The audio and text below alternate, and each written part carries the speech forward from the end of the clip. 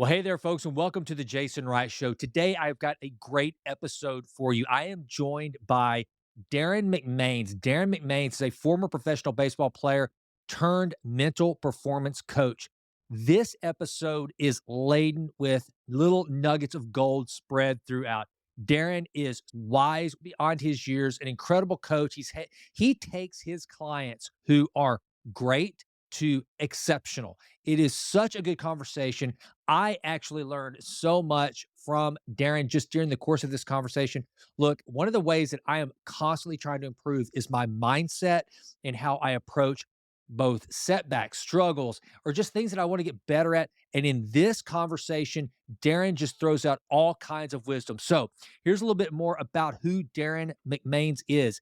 As I mentioned earlier, he's a professional baseball player and manager, and he's now the director of mental performance at global cybersecurity company ReliaQuest.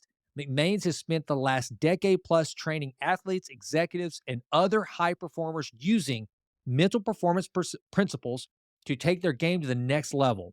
He's built out mental performance programs for the San Francisco Giants, Seattle Mariners, and the University of Notre Dame.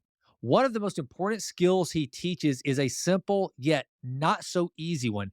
That is learning how to be a high performer by staying in the present moment.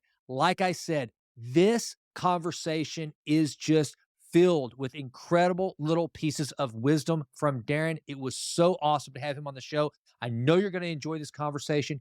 Thank you so much for listening. Hey, if you're watching this on the YouTube channel, please consider clicking like, subscribe, and leave us some comments. That will really help the algorithm push us to the front and so that more people can benefit from this. If you're listening on iTunes or Spotify, please go ahead and leave a rating on the show and share this. If you have someone that wants to up their game as it relates to their mental performance, this is a good one. Please consider passing it along. And remember, never stop endeavoring to improve, always in all ways. Thank you so much for listening. Now, enjoy my conversation with D-Mac.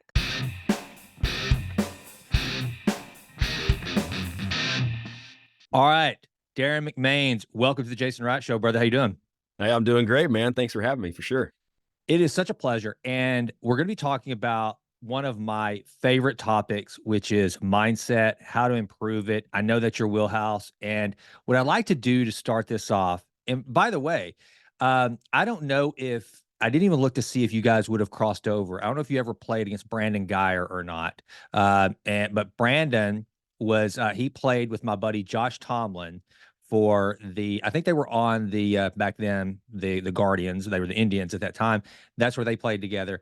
And Brandon is, the Anaheim Angels Mhm. mental strength coach or whatever his official title is, and he is the founder of Major League Mindsets. And so had him on the show and had a great conversation. Josh has been on the show a number of times. Actually, Josh and I are recording tomorrow, and so to have another MLB guy in the mix is so awesome. And the cool thing is, as someone who in my younger days, baseball was my first love. And I can tell you, man, I know I want to unpack some of this. I want you to help me with some of those. Like, I want you to talk to like 16-year-old Jason who had such a fixed mindset. And I know that it really held me back in baseball back in the day.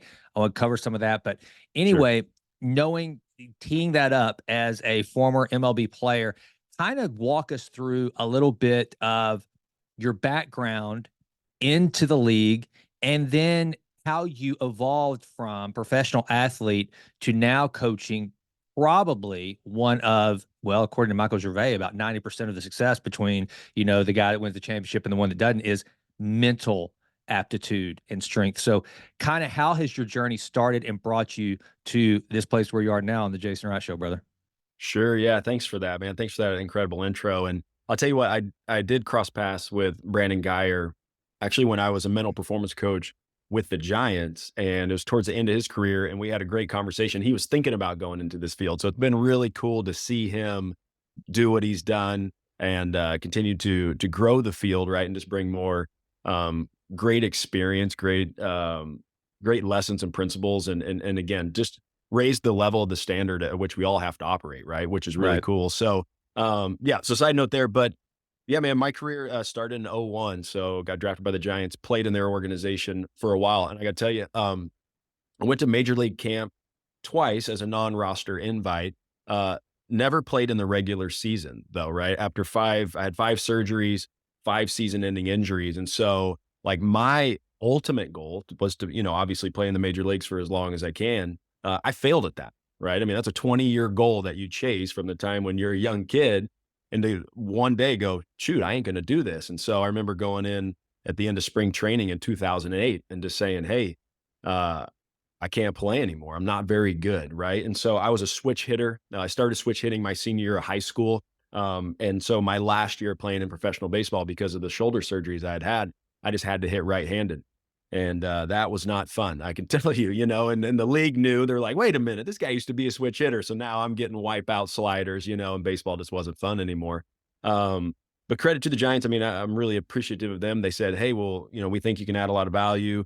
We want you to coach. And so I coached for 5 years and managed in the minor leagues. And it was during that time when I started to get to know every part of every guy, start to understand their stories. You start to realize, like, wow, man, like mindset matters. Because I can tell you, as a player in that time, like sports psychology was like, hey, you only go there if there's something wrong with you, right? And Mhm, so it's mhm. like I avoided those people that worked in those jobs like the plague. I'm like, I ain't going there. There's nothing wrong with me, right? And so, although reflecting on my career, like after my last surgery, I mean, we can talk about this later, but it was one of those things that I should have accepted that I wasn't the same player I was, so I can become a new player going forward, right? But I was always chasing that old player, that switch hitter, that type of person, and I wasn't. And so I really struggle with that. And so looking back, obviously, I'm like, shoot, I should have went and talked to somebody about that. But yeah, man. So during the 5 years when I was coaching is when I realized just how much mindset impacts performance. And then what I saw was like, wait a minute, we can come at this from a proactive approach. It doesn't have to be this, wait till the wheels fall off type deal, and I compare it to physical health, right? When we think about mental health and physical health, if we want to be proactive in our physical health, what do? We hire a nutritionist, we hire a personal trainer, a strength coach, whatever it might be. We don't just wait until we go to the doctor. Like that's a terrible approach, right? And so we look at mental health. For me, it's the same thing. You get with a mental skills coach, a mental performance coach, a mindset coach, whatever you want to call it, right? But it's like you get with someone like that and you operate from a proactive standpoint, right? So you don't potentially have to go to the psychiatrist or the psychologist, right? And not that there's anything wrong with that, right? Everybody, just like there's nothing wrong going to the doctor. Sometimes you got to go to the doctor. So anyway, but when I saw that, hey, we can approach this from a proactive standpoint. Well, I got really excited about that. And so, went back to school, got the education that I needed, a couple degrees around it. And then, yeah, built out the program for the San Francisco Giants beginning in 2012, did that for a bit. Was there during the, great time. I was coaching, in 2010 when we won the world championship in player development, and then mental performance specifically in 2012 and 2014 when we were able to win a couple more. It's really cool. Had the opportunity to go to the University of Notre Dame, build out their first mental performance program within the athletics department. So I got to work across all 26 teams, mostly with just the head coaches, helping them understand like, hey, this is what mental performance is. Like, how can we do this from a proactive standpoint? And then honestly, Jason just missed baseball. So went back, worked with the Mariners for a few years, and now, consulting with the Arizona Diamondbacks. I'm going into my 4th season consulting with them. So it's been a great ride, man. It's been a lot of fun. So one of the questions I have is now you are constantly dealing with high performance, just incredibly talented human beings. I mean, man, I can't imagine. I mean, like, let's take Notre Dame, and I don't care. I guess this would be the same thing at like Alabama. If you're playing, at USC, Notre Dame, Alabama, Ohio State, these are kids that have always been incredibly talented. And I got to believe that you find these athletes often that got to that level on talent. But the but like I was saying earlier, and where I got that stat was I was listening to Michael Gervais talk about who, as one of the most elite sports psychologists in the business. I'm sure you crossed paths or looked at his work. Mhm. And he has said a number of times, all things being equal, you've got athlete A, athlete B, both unbelievably talented. They've got the natural skills, they've got all the talent. But the one with the positive self-talk and the great and the best mindset 90% of the time is going to be the victor. How do you approach that kid that shows up at the University of Notre Dame, has been recruited by every school in the nation, has been knows that let's face it, Notre Dame is the minor leagues for the NFL. Mhm. How do you get that kid to either, how do you notice, what are some things you notice or things that you are able to do to transition that kid from not just resting on talent, but to take it to the next level to be a champion, which requires the mindset? Kind of what does that look like? And does that kid usually come to you, or do these teams that you're working with, did they say, all right, Darren, we want you to identify, and you can look at a kid and go, huh, the reason why this kid is still on the freaking scout team and was the #1 blue chip recruit in the nation out of Texas and ended up in South Bend, Indiana. The reason why he's not on the field is because it's still just talent that he's resting on. And I've got to work on his mental. How does that whole process kind of work for you? Wow, what a great question. Well, this is what I do know. Behavior change comes from two places. And this is true for all of us. I don't care how old you are. You either learn enough you want to, or you hurt enough you have to. I like that. Right. And so what happens is a lot of times, so on the front end, when we talk about mental performance, a lot of it's education, right? It's like saying, hey, like this is the level you're at. This is the expectation, and this is what mental performance is. This is what it's not. This is how you can improve. And look, 5% of people get it, right? 5% of people go, I'm going to be proactive in that. I can see how I can connect those dots.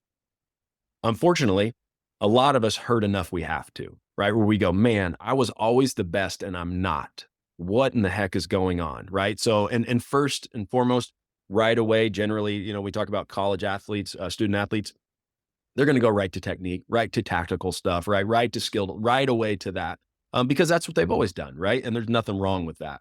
What they end up learning though is it's like, hey, you know how to catch, you know how to kick, you know how to do those things, but those things don't show up consistently on game day, or they don't show up consistently in practice so we can put you in the game, whatever it may be.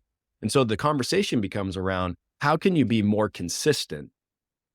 It's not about like, hey, how can you quote unquote reach this peak? Because for me, what I've learned along the way is like professional athletes, elite performers in any field, they can just do it every day, right? Willie Mays is, famous for saying, we have this quote on the wall when I was with the Giants there. It's like anybody can be great from time to time. Mm-hmm. Greatness is those that can do it consistently. And so now it's like, okay, cool. How do we perform more consistently? Because I know you can do it, but once a week ain't good enough, right? And so then we start having those conversations around consistency. And that tends to help them move the needle versus like, hey, it's a mindset issue or whatever, because obviously there's still a little stigma around that, not as much as there used to be, which is really cool. But it's a consistency conversation, right? Now, when you're having consistency conversation, now you're talking about pre-performance routine. Now you're talking about self-talk. Now you're talking about response to adversity, obstacles, maybe a bad play, and how do you bounce back and get going on the next one. Now you're talking about sleep, nutrition, right? Now you're talking about goal setting, process goals. So you're talking about all the things that can help someone be more consistent so their best self can show up more frequently, right? And so I've learned along the way that is a better conversation that an athlete is willing to have sooner, right? So they don't have to hurt as much so they can get on the field and reach their potential more quickly. And so let's talk a little bit about, because I thought about you this morning. I'm reading a book, Leadership, which does little mini profiles of Teddy Roosevelt, Franklin Delano Roosevelt, Abraham Lincoln, and LBJ.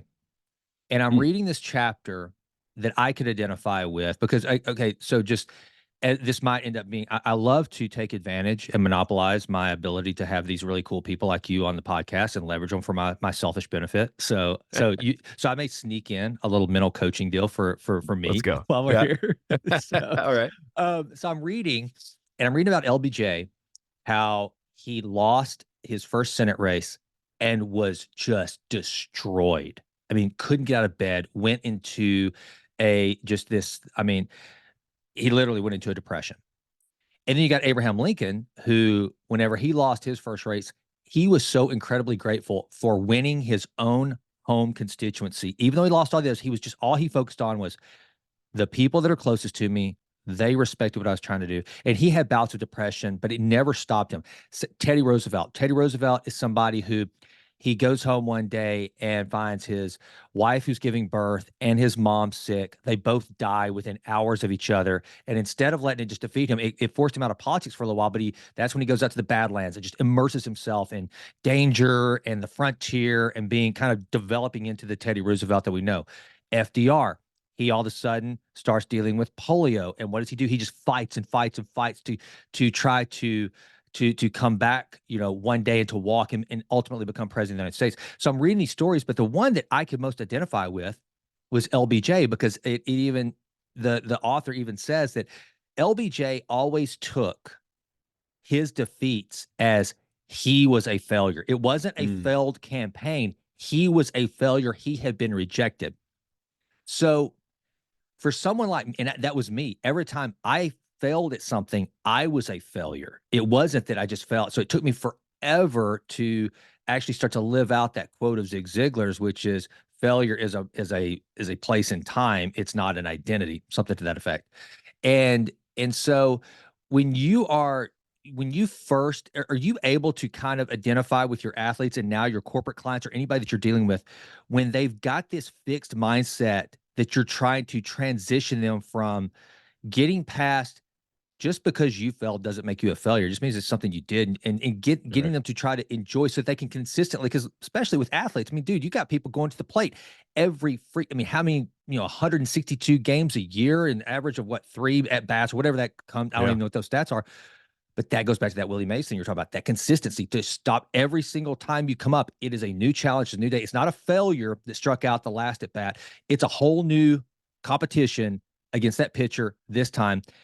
How do you start to get that fixed mindset person like I was and like I'm trying to continue to recover from, to start to isolate those instances of competition into an isolated competition, not a reflection on that individual? Yeah. I mean, there's a lot of places to kind of take that. I think you mentioned identity a few times. So let's just start there, right? For me, identity is the heart of performance. So I want to back us up kind of how I teach teach all athletes that I work with, right? And so the framework that I operate from, and I'm just going to, again, deconstruct it. So it's like actions, performance, behavior. Why did you do that thing? Like, why did you perform that way? Well, I can tell you, you did it because you felt like it, right? It's our emotions that ultimately influence our actions. Mm. Let's back that up. Why were you feeling that way? Why were you having those emotions? Well, because your thoughts, right? So it's our thoughts that determine our emotions, and it's our emotions that influence our actions. Well, the next question is like, why the heck was I thinking those things? Why was I having those thoughts going into that performance? Well, that speaks to our perspective, right? So how I see the world, how I see this practice, how I see this moment, whatever it is, determines how I think about it. How I think about it determines how I feel, right? And how I feel influences what I do. But then the last piece is like, well, why do I see the situation that way? Why do I see this practice or this game that way? Well, because that goes to our identity, right? It's been said that we don't see the world as it is, we see it as we are, right? We all Mhm. see it just a little bit differently, right? And so how I see myself determines how I see this game, or how I see myself determines how I see the world, right? And then it kind of goes down to thoughts, emotions, actions. So we always need to get to identity anyway, right? Now you can't have that in the first conversation, or they're gonna be like, what the heck's wrong? This is getting a little too deep, brother. I'm out of here, But like that's ultimately where we're going to get to. And identity. So what goes into identity, right? It's beliefs, it's core values, and it's self-image, right? Beliefs are those deep-rooted, deep-seated things research tells us we get these things, but by the time we're 8 years old, whether it's from our parents, our community, what we read, what we see, right? And I think that just speaks to the importance of being an intentional parent, right? And making sure that the messages and the way we're communicating, or the messages our kids are seeing are so important, right? In shaping their identity and perspective on how they're going to see the world, right? Core values, these things that we choose, we pick, generally happens high school, college. We start to admire people, we start to see things, or we recognize in our own life, hey, like, wow, when I work really hard, I get good results, or whatever it is. And we start picking these values. And then all of a sudden, those start guiding our behaviors. But self-image, Jason, this is where it gets tricky, right? This is why mindset's so tricky. Self-image is context specific. Context specific. So an example would be, I'm consulting with the Diamondbacks. So let's say a few years ago when I was with them, we were one of the worst teams in the National League. We were having a lot of hard conversations, general manager, also with the manager. We're having hard conversations on like, hey, how can we turn this ship around? And I love those conversations. I look forward to those conversations. I couldn't wait to drive down to Chase Field and have that conversation. Why? Because the self-image I had of myself in that environment, right, with over 2 decades of professional baseball, I have a lot of experience there. But I can tell you right now, when we finish this, if I have a leak in my sink, in my bathroom, I'll freak out, man. Like I like the self-image I have of myself of being able to be a home improvement guy, Yeah. not good, right? I'm gonna start thinking load-bearing wall, like black mold, like what am I doing, right? I'm gonna freak out a little bit. And neither of those things have anything to do with beliefs or core values, all how I see myself being able to show up in that environment, right? So I say all that and that what do we do with that? Right? Like, how do we help a guy be able to separate at bats or separate games or, hey, that failure doesn't define me. It should refine me. Right. Well, those are all types of, cognitive behavioral techniques. Right. And so those are all perspective changing type of things. But I can tell you when it comes to consistent performance, it is always getting to that identity level. Like, how do you see yourself when you show up in this environment? How do you want to see yourself when you show up in this environment? Right. Like, I've worked with the guys in the past with the San Francisco 49ers, right? And the one thing that I love that they talk about is like, Shanahan talks about, I don't care how you are outside of this building. When you show up as a 49er, this is how we play here, right? We're fast, we're aggressive, echo the whistle, all that stuff. And so it's like, what is he doing? He's letting them know this is the team image. This is the self-image. This is what it means to be a 49er, right? And so I love that because that's ultimately what he's doing. He's saying, and we can all get into character for 3 hours a day, right? And so it is helping athletes realize like, hey, this is kind of how it all works type thing, right? And we know it's a little gray, right? But it's like giving people a framework. Now it's like, okay, I can start to grab onto that. And then who do I need to be to show up? And then in baseball in particular, remind guys all the time, hey, the most expensive piece of real estate in an entire baseball field is the 60 feet 6 inches between the pitching rubber and home plate. Like you got to own that space. That psychological real estate is yours. Mm-hmm. Because when you get two competitors and they're looking at each other, and I'm sure your friend, Josh knows this, Geyer knows this. It's like you can smell blood. Like when you're an elite level competitor, you can look at someone's body language. You can look at the way they walk to the plate. You can smell blood. And so it's like one of those things like, who's going to own that psychological real estate between home plate and the pitcher's mound? That's the person, right? That's going to have the upper hand. Because at that level, talent is no longer the separator. We know this, right? And so it's like, hey, what are strategies? What are things that we need to cultivate to make sure it doesn't matter if you're 0 for 10, 10 for 10. I don't care if you're up 10, down 10. You walk to the plate and that guy knows like you're there to do damage, or you're on the rubber and you're and that guy walking to the plate knows, oh shoot, this guy's about to give me something, So that's the thing that we start to talk. And then from there, who knows where the guy needs to get to, right? It's like, is he a cerebral guy? Is he a max effort guy? And then it kind of unpacks from there, but that's always kind of where we start. So one of the things that you talked about was one of the single most powerful things I have learned in my how I manage my life, and it's the identity. Like going back to those identity-based habits, even that's one of the things that whenever I coach people, I've got this course I'm actually revising right now, Massively Transformative Habits, and I start with that identity. And because I think that, like I read this book, I can't remember who the author was. It's How to Quit Smoking. And it's like it's the most effective book ever written for smokers to quit smoking. And essentially all it deals with is only a stupid person would smoke cigarettes. When you start to cognitively realize how bad smoking is for you. And that's what the author does. And it's incredibly effective. So that when your identity becomes someone who, is too smart to smoke, then you're much less likely. And, like one of the things I talk about in this show a lot, I haven't had a drop of alcohol in over 5 years because it doesn't blend with my identity. I mean, I had to set out these values and these things like the improve always and always mantra that I, promote on this show. It has to mean something. How do you take your athletes, your corporate clients through the process of not only, we can all say, well, I tell you who I'd like to be. I'd like to be Sure. this person, whatever.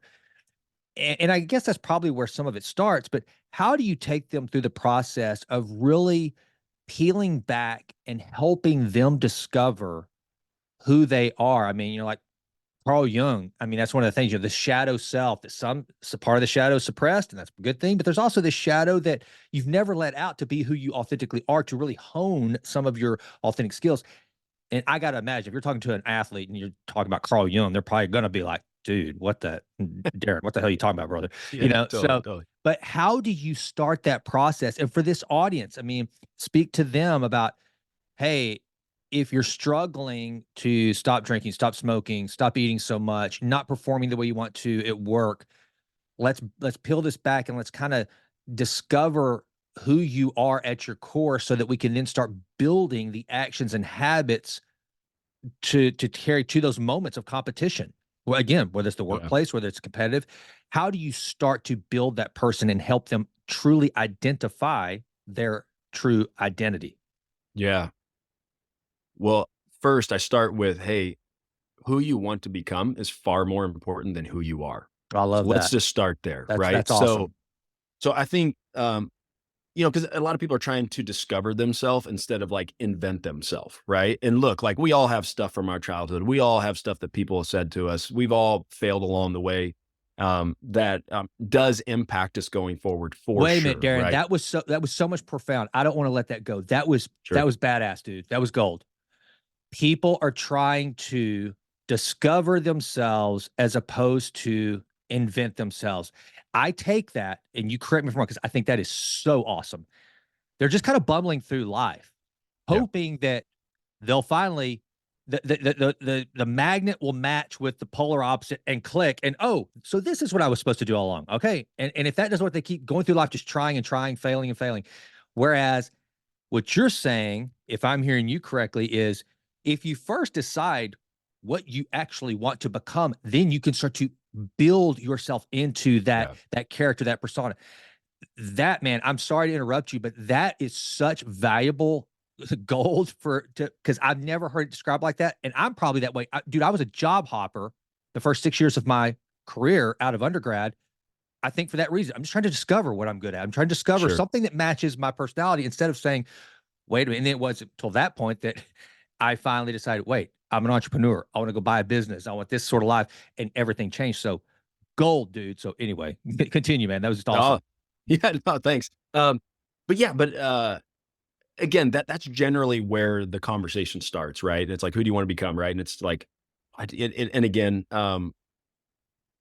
and I know I'm making blanket statements here. Everybody's a little different, but I do think it's how I operate, how I work with guys is, it's just like, hey, like I'm not concerned with finding, hey, I just need to find myself. No, let's create yourself, right? Let's create something. Let's just move forward. And so, and that gets people starting to think about like, yeah, how do I want to show up? Who do I want to become, right? Because becoming is far more controllable than what has already happened, right? It's like, look, we can't change that, but and that's okay, right? That's a part of the story, right? And so, no big deal. And so first, we just kind of start there, like who do we want to become, and what do we need to do, and then from there, and this is so stinking hard, Jason. I mean, it's easy to talk about, right? Simply and easy, we know that. Um, but, like, then it's like, what are the smallest wins we can get? Like, Mhm. right away, what are the smallest wins on who do you wanna become? And I can tell you probably most consistently where it's like, it's almost become like a staple in who I and the people that I get to work with, where the first place that we generally end up is refuse to snooze. Mhm. Refuse to s like, it is the simplest. It's it's the first decision you make every day. It is literally the first decision you make every day. And the first decision, the first choice you have is this: am I going to honor my commitment that I made to myself from the night before? Or am I going to succumb to my emotion in the moment that I don't feel like getting up? Right away, you have a choice. Do you want to honor your long term commitment or your short term emotion? What is it? Well, I can tell you, best performers in the world consistently honor their long term commitments. They act different than how they feel, right? Emotions, and that's why I said earlier, emotions just influence performance. You can act different than how you feel, Mm. right? And so, I say this all the time: emotions, great informants, terrible dictators, right? And Mm. so, well, Mm. it's one thing to say it; it's another thing. How do we train to it? The way we train to it, first decision of the day: make the decision based on your commitment, not on how you feel. So refuse to snooze. And here's what's going to happen. When you refuse to snooze, generally, I don't know, I'm sure there's research somewhere that tells us what the average number of snoozes somebody hits. My guess is 2 to 3, because I'm not perfect at this, right? We're all imperfect humans. And so my guess is 2 to 3. I don't know what your setting is on my phone. It's 9 minutes. So look, if I hit that thing 2 times, I'm down 18 minutes. I'm already down 18 minutes. And maybe devotion in the morning, maybe what I want to read in the morning, maybe my time to just enjoy my breakfast, or maybe the time I'm going to connect with my kid, maybe the time I'm going to prep for my meeting. All those things, something, I lose something in those 18 minutes, right? And so my point being is, how do we start to change behavior versus we just get that first small win of the day? First small win. And all of a sudden you're up 18 minutes earlier, 27 minutes earlier, and you're like, well, what am I going to do? Well, I said I was going to read. I want to be a person that reads, right? I want to become someone that's a servant leader. And I got this book on servant leadership. Well, guess what? You got . Minutes to read. Get to reading, And so you're not just going to sit there and stare at the wall, like you're actually up. So go do something. So I always start there, right? And then that feels like that's where I always go to. And then generally after that, it's ice baths, right? And it's like, and I love ice baths, not for, I mean, I know all the physiological benefits of it. I love it again, because it goes back for you to learn how to manage your mind, right? And how for you to take control of your self-talk, because there's no greater place to learn how to control your self-talk than putting yourself in an extremely uncomfortable environment. Good thing is, ice baths do a great job for you, from a recovery standpoint, but also from a mental training standpoint, it forces you to like, how can I manage that negative self-talk? How can I manage that, survival self-talk with like, get the heck out of here. And that's why personally, I don't love cryo, right? I know the benefits of cryo, all that kind of stuff, but I don't love it because the ice bath, you got to sit in a little more and it's tough, right? So anyway, that's where I always start, because it's about getting those little wins. And then we can start looking at ourselves like, hey, I was always a snoozer. Now I'm not. Mhm. What else can I become? Right. I hated ice baths, but now I kind of look forward to them. Right. Cause and I'll say this too. It's like, it's discipline, right? It always starts with discipline that leads to desire, and this desire that leads to devotion. Right. But it always starts with discipline first. A lot of people think, well, when I feel like it, don't wait for you to feel like it. You know what you need to do. Go become that person, be disciplined to do it. Then all of a sudden you start to like crave it a little bit. Right. And then that's when you become devoted to it. And so getting those first few wins and start helping people realize I can become someone different. Then it's like, what's the next thing? What's the next thing? Right. And then we just build it from there, Yeah. I mean, becoming great, becoming the person that you desire to be, becoming the person that I believe you were created to be. It's not a pop-up tent. You know what I mean? Like it's building a foundation. It's building, layer after layer after layer, and people want it so fast, but that's just not how it works. Right. And so level setting with people and their expectations, so they don't get frustrated early on. It's like, oh, but I wanted this, and it's like, it's going to take a few years, man. That's okay. We're going to get there. But it's going to take a little bit. I'm so pumped that you mentioned the ice bath, because whenever you were talking about the what was it? Choose not to snooze. Is that Refuse to snooze. refuse to snooze? Yeah. Refuse to snooze. I'm gonna remember that. That's fantastic. I love that. So my mantra when I get into the ice bath is no negotiation. I tell myself no negotiation. Just go. Just get in. Good. And then whenever my feet hit the water, 'cause it's easy to stand there waist deep, but going under, that's the hard part. And the thing that I tell myself in my head is no negotiation. You do not negotiate with yourself about this. Boom. And as silly as that sounds to the listeners, as silly as it sounds, those little bitty nuggets of self-talk, they will start to drive you. I love refuse to snooze, because you're exactly right. It's just whenever you start to realize this, every decision you make, well, like James Clear says, right? Every time you're always making a vote for the person that you want. You're casting a vote for the person you want to become, or the person you want to be, based on those identity, habits. And so it's a battle. You're either choosing, am I going to commit to myself, or am I going to betray who I want to become? Now, one of the things that I think, and you mentioned it earlier, how like, man, probably even a decade, 15 years ago, guys like you, a professional team probably wouldn't understand the immense value that you bring to an organization. Understanding the mental aptitude. I mean, I was thinking about this before we got on today. Like, man, my aunt, or it's my wife's aunt, so I guess my aunt by marriage, she's a caregiver, and she's working with this 86-year-old former NFL defensive lineman for the Cleveland Browns that is 6'8". I mean, just a huge giant guy. And I'm thinking about back in those days when those guys played, it was basically just suck it up. You figure out how to make yourself ready to take on whatever challenge. There was no sitting down, unpacking, identity-based habits. There was none of that. And now we've got just all these tools at our disposal. One of the things that I have found fascinating over the last few years, I've done a lot of research on, I want to get your take on it, is how much of the neurochemistry And take that even for the health and wellness and the things that impact our mind, like fatigue, like good sleep. Uh, how much of that have you implemented into your coaching for your athletes and your other clients? Just kind of the actual, I guess, the biometric component of it, as opposed to just the behavioral. Yeah, I haven't much yet, to be honest with you. Feel like the research is still it almost feels like it's not changing, but we keep adding to it, right? And I just get Hmm. so concerned in working with when I think about professional athletes who have spent their entire life chasing one goal with this clear purpose and how difficult it is to get to the major leagues. I personally get nervous on like sharing something that I'm not confident in.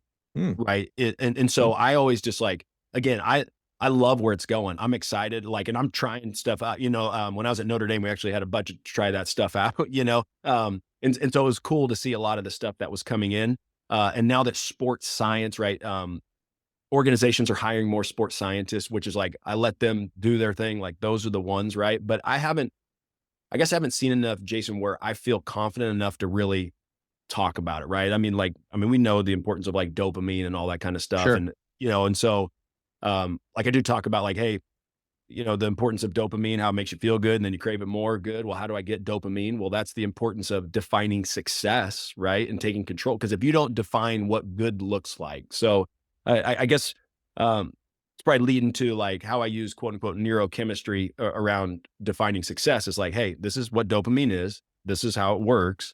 How do we leverage it to get better, right? Because what happens, like working with a few NFL guys right now, one of them pretty cool, got a big game on Sunday. And so what we're talking about is like, hey, how do you build authentic confidence?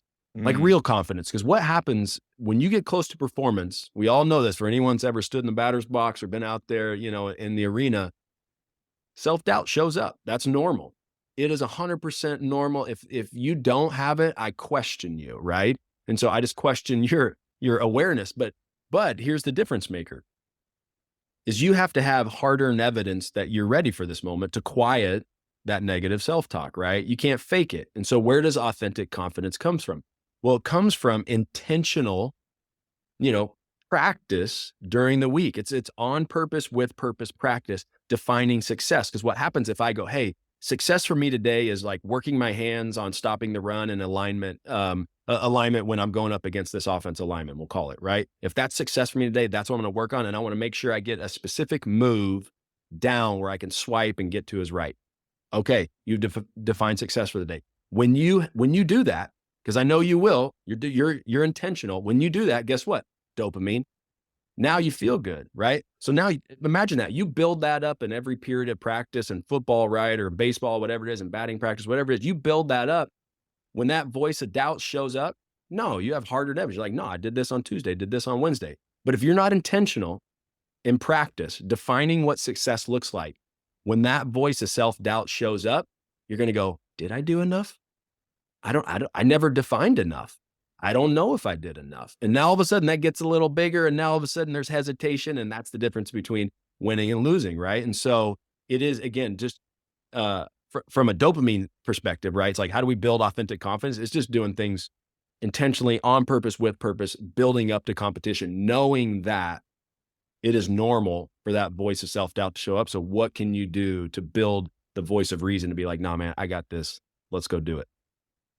That makes so much sense. And if you listen to or watch any of the old videos of Larry Bird and Jordan, that was they outworked every single person. And I think that there's a really good interview that Jordan did years and years ago about they asked him, I think the question was, are you ever scared? Do you ever have fear out there? And he said, yeah, I always have fear, but I've also got confidence in that I have done the work to overcome the fear that I may feel. And so, and I think, and Larry Bird famously, he was shooting some commercial for Taco Bell or something, and he had to miss a shot, and it became harder for him to miss a shot than to make a shot. They had to do so many takes. It took him it was some crazy story. Like it took him 15 shots to miss on purpose. It was I easier for love him that. to make a basket than to miss a basket.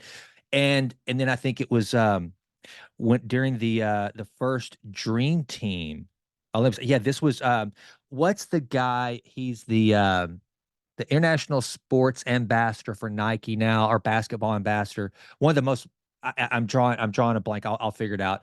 But he was on Tim Ferriss's show, I think, and he was talking about how Larry Bird shows up for the first practice. This is the Olympics, right? So this Yeah. isn't like NBA championship or whatever.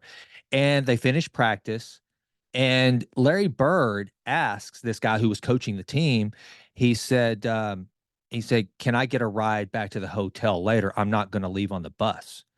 Larry Bird stayed after everybody left and continued practicing for what, let's face it, the Olympics are very competitive, but it's kind of an exhibition type deal. Larry Bird wanted to stay and practice longer, and he was also the first one back the next day. And Mm. so he did those things to overcome any fear by having the confidence. And I think that's like one of the things I was going to tell you about what I used to do when I played baseball. Looking back, was the dumbest thing I ever did, and it was such an example of a fixed mindset.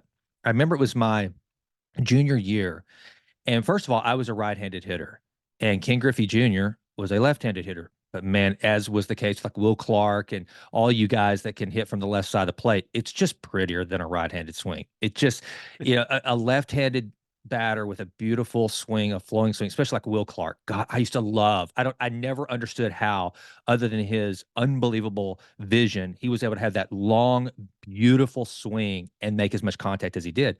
Well, I decided I wanted to look like Ken Griffey Jr. I wanted to look like, not even hit for the power, but it was very important. So I started trying to swing from the right hand of the plate like Ken Griffey Jr. What I did, so I took that step, like what you're talking about, of going, that's what I want to look like. I want to be a hitter like Ken Griffey Jr. You know what I didn't do? I didn't do any research to figure out what Ken Griffey Jr. did before, in practice, after practice, to develop his hitting skills. I didn't do that. I just wanted to look good like Ken Griffey Jr. as opposed to, and I think one of the biggest changes for me, and I still struggle with this as a podcaster, as an author, is I have these authors and podcasters that I love the work they're doing. I love the conversations they're having, but figuring out to do the work and develop the habits and the just the mundane stuff that nobody sees, that the failures that just kind of, it's a lot of all this work for nothing. But that's what I'm trying to get better at. And so, am I on the right track with understanding that it's not just enough to go, I want to be like that guy? You have to put in the reps, Yeah. right? Yeah. Yeah. I mean, it's all reps, right? It was funny. It's probably about a month ago. I was speaking at a conference and someone asked a question from the audience, said, well, let's say you're working with a pitcher that's really struggling with confidence, and how would you help them improve their confidence? And I said, well, what's the issue? Right. And they go, well, maybe, they can't throw strikes. They're struggling throwing strikes. And when you talk to them, you realize it's a confidence thing. And my first thing was like, well, before I realized it's a confidence thing, like maybe they're just not very good. Like, can we just start there? Like, maybe they just haven't put in the reps. Like, maybe it's not and again, it kind of took everybody back because they're like, hey, you're the mental performance guy. Like, what's the mindset issue? Right. And the example I used was my wife, great snowboarder. She snowboarded her whole life, grew up in northern New Mexico. Right. Well, as a baseball player that grew up in Arkansas, not a lot of opportunities to go snowboarding. And then or skiing, anything. Right.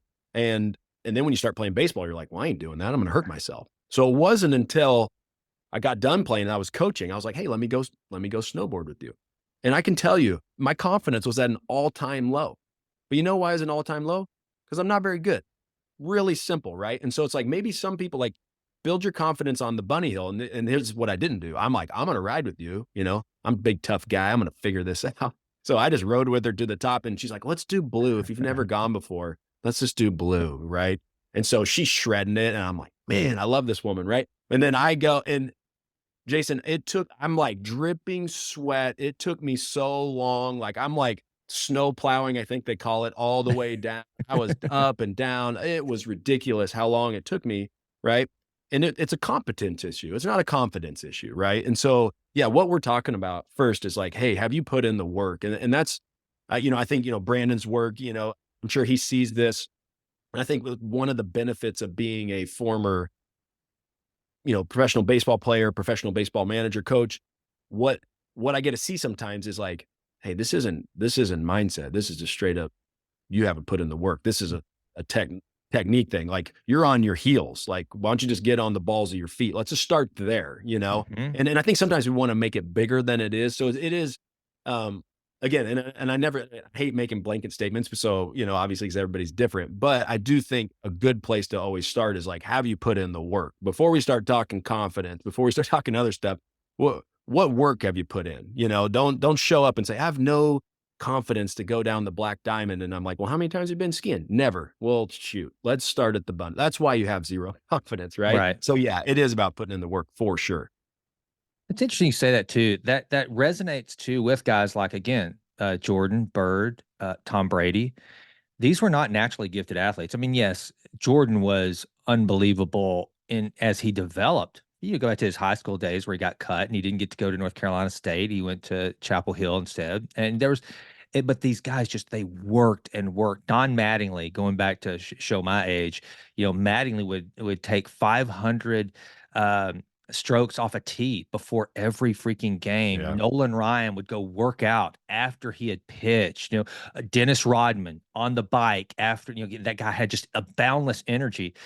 Have you seen, and this is one of the things that Josh Tomlin told me whenever, later in his career, as he became more of like, and this is why, and he'll tell you firsthand, he's like, I never should have been a professional baseball player. Kind of like whenever you were told you're going to have to bat right-handed all the time.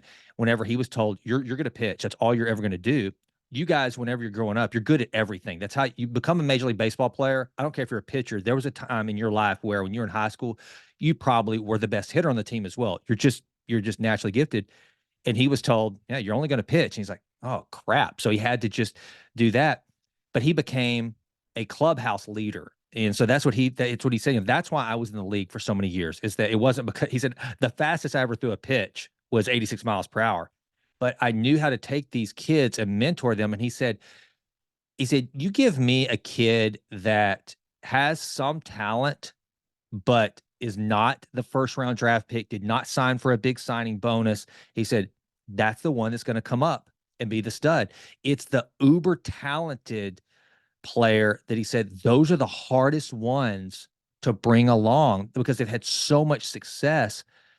Have you found that to be the case, that a lot of times these just uber talented individuals, when they start to slip a little bit, it's harder almost to bring them back to their glory days because they've had so much raw talent over the years? Yeah, absolutely. I tell people this all the time. The easier it is to be good, the harder it is to be great. I Like, like that. if it's easy for you to be good when if you're always the biggest kid or whatever, and it's always been easy for you, when you get to a level, and I promise you, you will get to a level where that playing field levels out. When you get there, if you haven't built the resiliency, the hard work, the self-talk skills, right? All those things. And maybe you haven't built them yet. But you're open enough, kind of goes back to what we originally talked about. Like, you learn enough, you want to, you start to realize, like, but guess what? You've always been physically better and it's been easy for you. And now it's hard and you haven't built those skills along the way. It just makes it really tough versus the person that always had to fight their way on the team, always had to work just a little bit harder. Cause what are they cultivating? Whether they know it or not, they're cultivating, positive self-talk. They're cultivating goal setting. They're cultivating actually not attaching their identity to their performance. Why? Because they're not that good, right? And Yeah. so it's like, well, it's like, this is just, baseball is just what I do. It's not who I am, right? And they naturally figure that out because they're not the best on the team or whatever it might be, right? And so they start to look at the game differently and see around corners because they're like, well, I can't just out out athlete this. I just can't Mhm. outrun it. So, hey, but if I get over here, if I learn the rules a little bit better, if I look for little ways where I can beat you, and maybe it's only for this pitch or whatever it is, like those things start to add up. And then when your talent catches up with you or the work you put in starts to really flourish, now you have all the other things that those that were ahead of you, they don't have, right? And that's when you pass them, right? And so I've definitely seen that over and over again. And Steph Curry, right? Steph Mhm. Curry wanted to go to Duke, wanted to go to North Carolina, wanted to go to Wake Forest. They didn't want him, right? Roy Williams didn't want him at North Carolina. Where does he go? Davidson, right? Mhm. And now he's the greatest shooter to ever step on an NBA court. He made himself into that, right? He worked his way into that. And there's a great story Alan Stein Jr. tells. He works in mental performance as well, works a lot of NBA guys. And Um, I can't remember if it's 5 or 10 free throws at the end of every practice, but Steph Curry, like most people be like, "Hey, I'm gonna make this many shots." We'll call it 10. Uh, Steph Curry would not leave the floor until he swished 10 free throws in a row. Wow. Swish, not make, swish, right? And that is because that what does it take to swish a ball? A perfect shot, right? Yeah. And so it's like, that's just a different level. But imagine doing that, call it 300 days a year for 4 years. That's 1,200 extra days, 10 shots a day. That's 12,000 shots, perfect shots. You know what I mean? And so it's like, man on top of the mountain didn't fall there. We know that. Vince Lombardi said that. It's as true, today as it was back then. And it's just understanding that, like, it is, man, putting in the work and I love it. I love it when I hear stories like, doing pre-draft interviews or whatever, when guys start talking about how hard it was on them, right? And how they had to fight through this and fight through that. I get really excited because it's tough in a pre-draft interview to figure out, is this kid that's, never stepped on a professional diamond, if we give him a couple $1,000,000, is he going to be what we think he's going to be, right? Because you really don't know, right? You really Mhm. don't know until the bullets start flying. And one of the things that I've found is, like, the greatest predictor of future behavior is past behavior. Yep. And so I want to, because I know it's going to get hard for you. I know it. It might not be year one, year two, but at one point it's coming, and it's going to be your response to that hard that's going to determine if you're the person we think you are. So I hope you've had some hard in your life, because that hard is going to develop, the perseverance, the resilience. So don't run from it, right? Lean into it, because that's going to build the skills you need to be great at the next level. I wish I would have had you back whenever I was in college. So I was that just naturally gifted athlete in high school, and of course, compared to today's standards, I wasn't that great at all. But I was all state, and actually, what part of Arkansas are you from? I'm from Mountain Home, which is north central, Yeah, small town. You're familiar with it. I know where Mountain Home. I have a brother in Russellville, which isn't Okay. Yeah. too terribly far, I don't think. Just a couple hours south. Yeah. Yeah, and my favorite recruiting visit whenever I was coming out of high school was Fayetteville. Went to the University of Arkansas. That's back when this is really going to show how much older I am than you, dude. Danny Ford was the head coach. So Gotcha. Yeah. he Yeah. was at that time. That's back when Arkansas was just hiring old timers. That yeah, he had a national championship under his belt. So let's bring Danny Ford off the ranch to coach and try to bring this thing back to glory.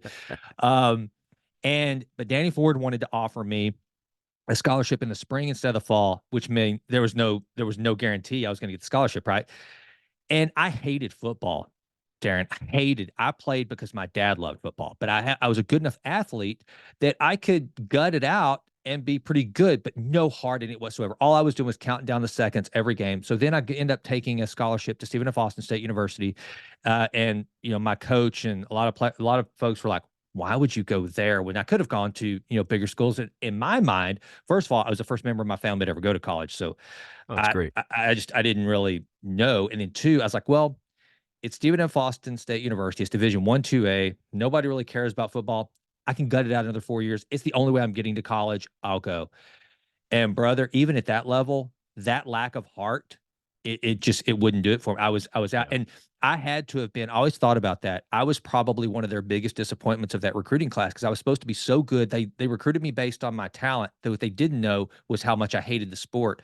In fact, my linebacker coach was Gene Chizik, the national championship coach at Auburn. Auburn. Yeah. Yeah. Yeah, Yeah. but before he fell from grace, you win national championship, you have a bad couple seasons after that. You only won because of Cam Newton. You're out.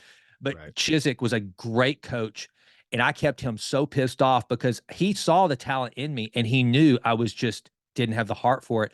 I wish I had someone like you back then that could have said, "Hey, look, dude, you made this decision," and it also came down to me. It's like I ended up having to. I gave up my scholarship and I worked my way through college. The resilience was just I just want to get through college. It was I never wanted to be a football player, but I think if I'd really understood what I was capable of, if I just put my mind, if I just put the reps in, and just because it's not as easy as it was, you can't just go through the motions and be all state like you could in high school. Right. Still, it could be worth it. I think that would have been so helpful. But all that to say is to kind of tell myself, I'm the bad scenario. I was the kid who rested on talent his whole life up to that point. And when it came down to your talent won't get you through this, you're not going to be a starter on this team with just based on talent. And as a result, done. And then I think that bled over into other areas of my life. I was so good at things just easily that it took me a while to realize, dude, first of all, you're not as good as you think you are. Two, even if you are that good, it's not good enough to get you where you want to go. So, like whenever I started this game of podcasting and writing, I'd never done it before, and I just did a video this past week that kind of response video to an Alex Hormozy interview with Chris Williamson, and said, look, here's the deal, I suck. I got to first admit that there are elements of this where I suck. Instead of just saying, no, I'm going to pretend like I'm good at this. No, I Yeah. suck. And I've got to admit that, but I know where I want to go. And so I got to believe, with you dealing with people that were infinitely more talented than I could have ever thought about, to get that person to say, hey, I know you were blue chip recruit. You're probably going to the league one day, or you at least should. You have all the elements of it. But guess what? Right now, you're just not quite good enough. You're going to have to work a lot Yeah. harder. I got to believe those are some tough conversations. Oh yeah. Yeah, for sure. They're not fun. The beauty of sports though is generally because, especially versus business, it's pretty clear that you're underperforming, right? Whereas in Yeah. business sometimes it's Yeah. not quite as clear, but sports is very black and white generally that you're underperforming. And so but there are some it's fun. I just thought of this story. I was sharing this the other day, and that now that you bring that up, I used to do this self-awareness exercise when I was managing in the minor leagues. And one of the things that I would do is I would get everyone in a room and I'd say, hey, here's how scouts are coming every night writing reports on you. Right. And so this is how they're going to score you on a 20 to 80 scale, 50 being major league average. But they're basing you like where you're at now, and then your OFP, which would be ultimately be where they think you're going to be in the future, right? And so a 50, just so we're all clear, is major league average right now, right? And so again, 20 to 80 scale. And so I walk them through, this is what it means from an offensive standpoint, base running speed, arm strength, everything, kind of walk them through. And then say, I want you to fill out a scouting report on yourself because I want you to help, I want you to learn like, how good are you really, right? And so I remember this one kid in particular, high round pick, like, I mean, top 10 rounds, wasn't performing well at all, wasn't hitting very good, is hitting below 220 in rookie ball, by the way, which is the lowest level.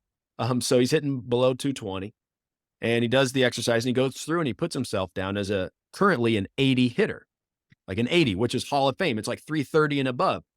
And I thought like, and I first, always reflect myself, like, did I not communicate this right? Like, so, and I called him in and said, hey man, just, just so I'm clear, maybe I didn't explain this very well, but this is what this means. And I noticed you put down that you're currently an 80 and you're also future in 80.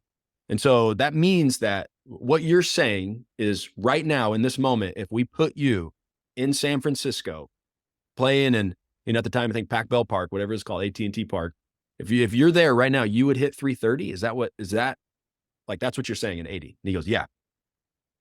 And well, you're hitting right now. And I pulled up the sheet. I'm like, you're hitting 222 in rookie ball. Help me understand. And he looked at me like I was crazy, and I'm looking at him like he's crazy. And I'm like, how are we here? Right. Yeah. And, Right.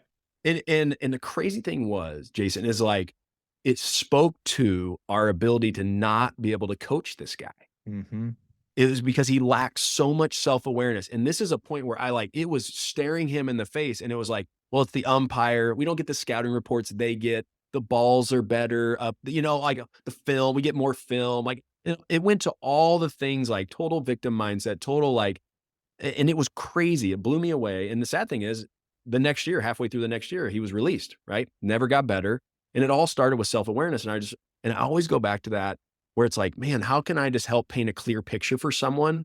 Like to try to get a reality check, right? To try, because it's hard. Like we want to be confident. We want to focus on who we're becoming, right? So of course we're going to see ourselves better than probably we really are. And I don't think that's a bad thing, right? But that's the importance of having a coach. That's the importance of having a mentor. That's the importance of having people around you that can tell you the truth, and you have a spirit of humility so people can talk to you about, hey, I know this, but hey, here's something you can try, or hey, did you really think that was good? Those type of things. And so that's the importance of why you just need other people in your life, right? Like success, like true success is not a solo mission. Can't do it.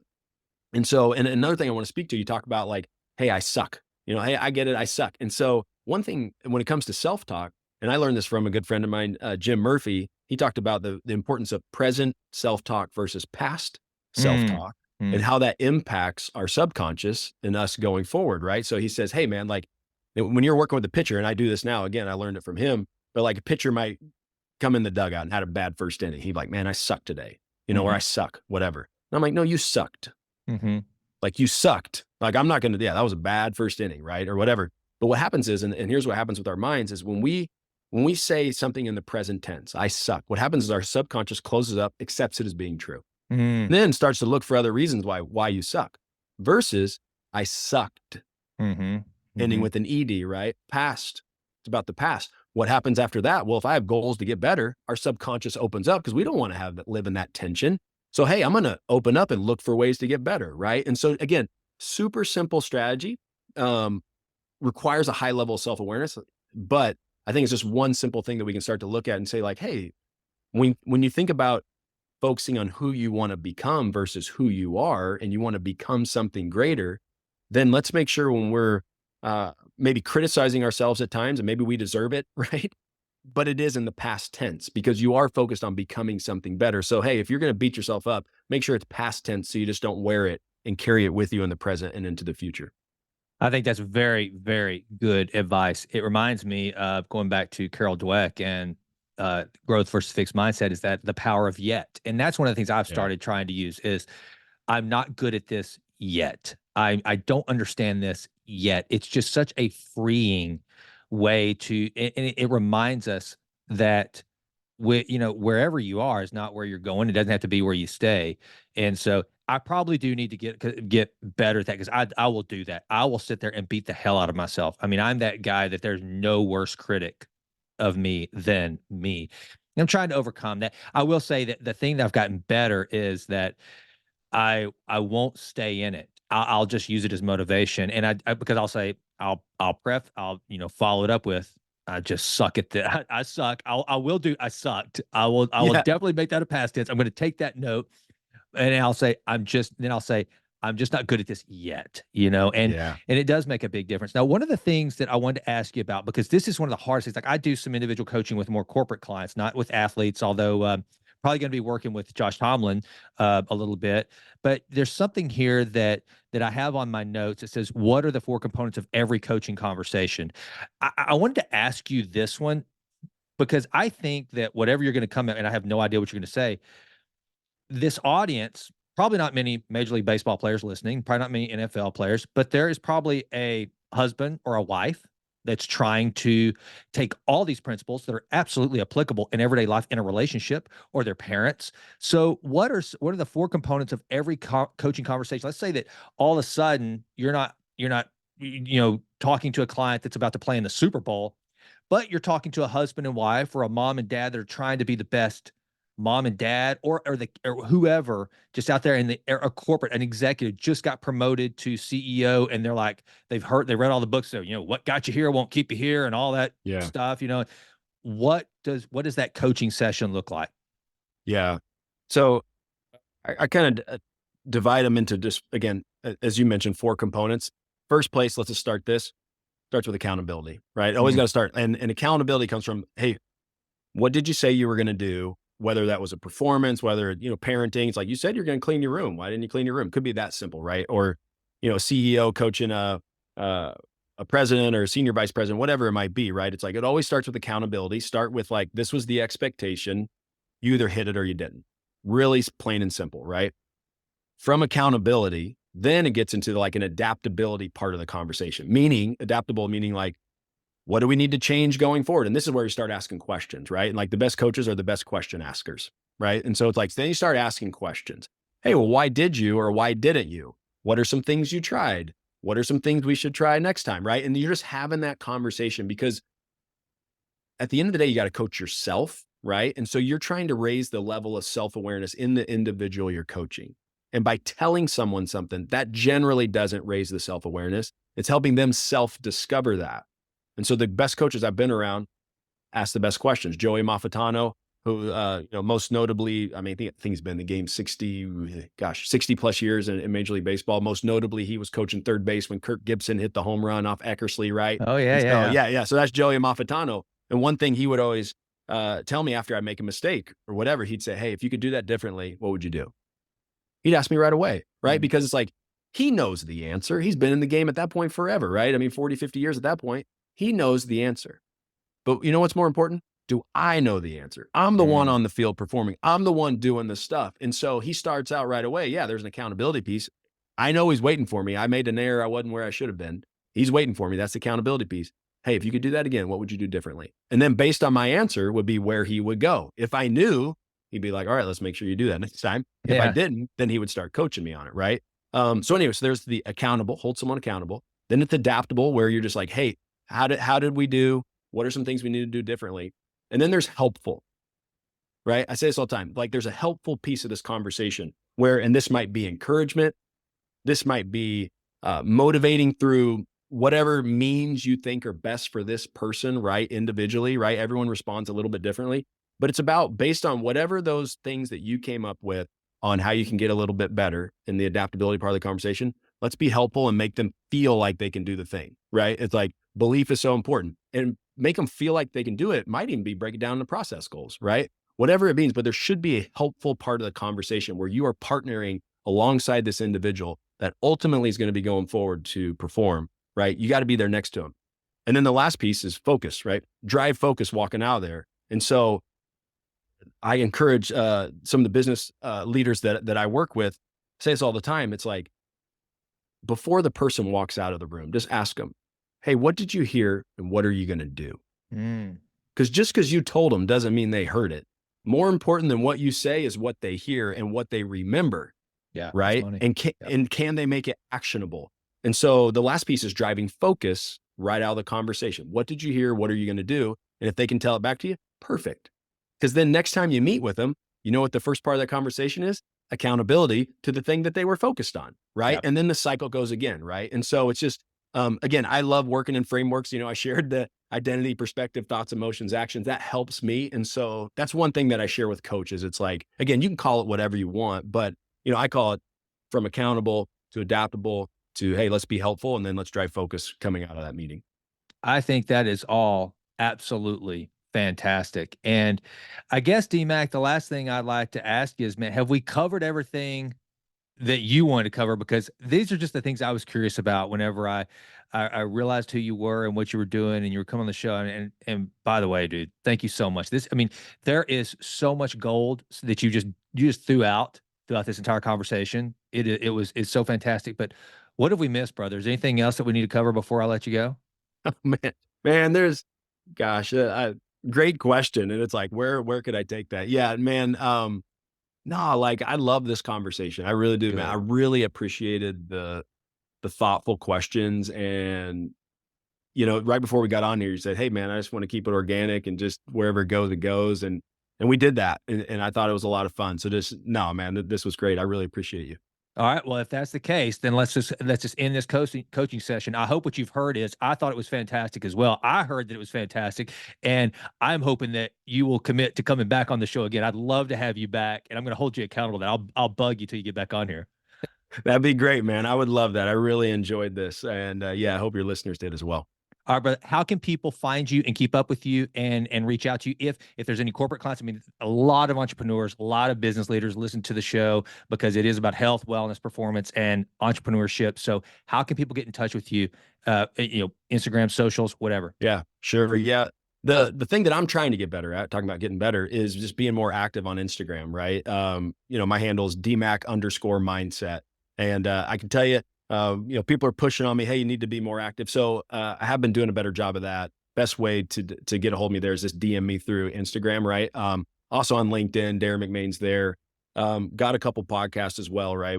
I do a No Show Dogs podcast with Dr. Nicole Detling, where we interview top performers from the professional sports industry and kind of talk about, what are those principles that they use that apply to business. And then I actually do one, just a personal one called The Way to Play Free, which is more faith-based one for athletes, which is where mental performance principles and biblical principles kind of combine. So do all that. Yeah, I'm out there, and I love connecting with people that want to get better. Really simple, man. If you want to get better, like, let's talk.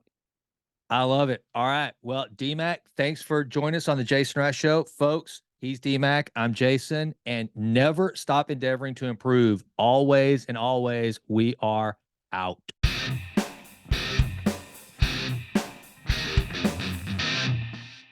Well, that does it for this episode of The Jason Wright Show. Thank you so much for listening. This has been a Texas Titan Media production. Fourth Wall did the music. And as always, thank you so much for listening. Please consider going out to jasonwrightnow.com and signing up for the Vitruvian letter. Also, please go out to iTunes. It takes like 30 seconds to just leave us a 5-star rating. It does wonders for the podcast. I would be so grateful. And with that, until we meet again, go crush it and endeavor to improve always in all ways. I'm out.